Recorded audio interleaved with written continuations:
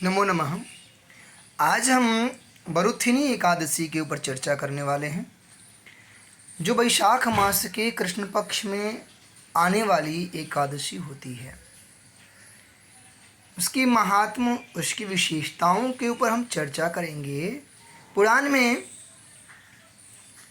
श्री कृष्ण और महाराज युधिष्ठिर के संवाद रूप में कहा गया है। एक बार युधिष्ठिर महाराज ने भगवान श्री कृष्ण से पूछा, हे वासुदेव, वैशाख मास के कृष्ण पक्ष की एकादशी का क्या नाम है और इस एकादशी व्रत का पालन करने से क्या फल प्राप्त होता है?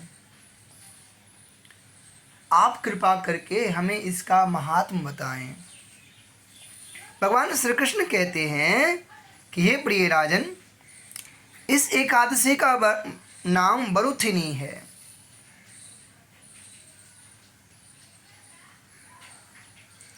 और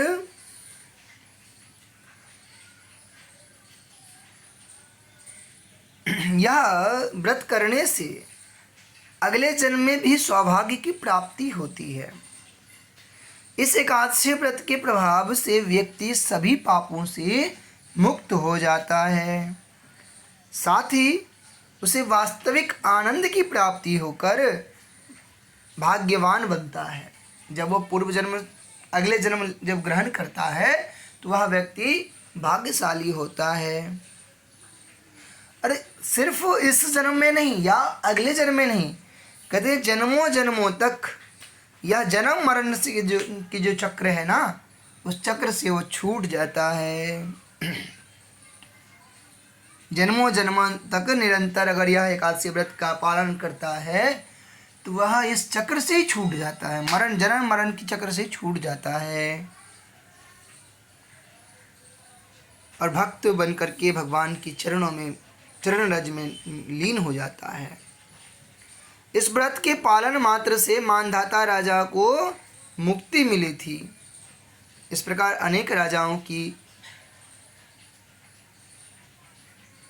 जैसे कि धुंधुमार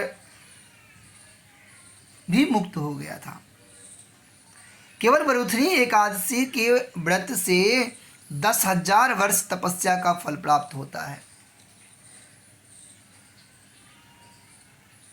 जितने भी सूर्य ग्रहण आदि होते हैं ना, तो सूर्य ग्रहण के समय किए हुए 40 किलो स्वर्ण का जो दान का फल प्राप्त होता है, वह एकमात्र बरुथिनी एकादशी की करने से प्राप्त हो जाता है। हे राजन, गजदान, अश्वदान, भूमिदान, कन्यादान, तिलदान, स्वर्णदान, इस प्रकार की जितनी भी दान है, अन्नदान है, ये सभी दानों के जो पुण्य है ना, वह पुण्य सिर्फ एक बरुथिनी एकादशी करने से उसे प्राप्त हो जाता है। जहाँ तक कि कहते हैं कि सबसे श्रेष्ठ दान अगर है तो वह है विद्या का दान, और वो विद्या दान करने का भी फल सिर्फ एक बरुथिनी एकादशी के व्रत के पालन करने से प्राप्त हो जाता है। इसकी अनेकों अनेक चरितार्थ हैं, अनेकों अनेक फल हैं, जिस फल को प्राप्त करके इस व्रत के करने से ही वह सारे फल उसको प्राप्त हो जाते हैं।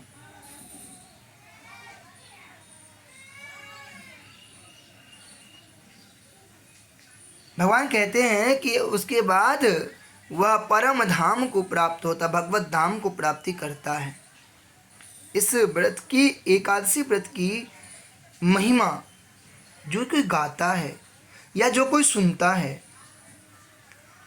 1 सहस्त्र गौदान करने का जो फल है, जो पुण्य है, वह प्राप्त होता है और वह भगवान विष्णु के धाम को प्राप्त करता है। ऐसी बरुथिनी एकादशी व्रत है। श्री राम जय जय राम। नेक्स्ट एकादशी रहेगा मोहिनी एकादशी। तो हम मोहिनी एकादशी के दिन फिर से मोहिनी एकादशी पर चर्चा करेंगे।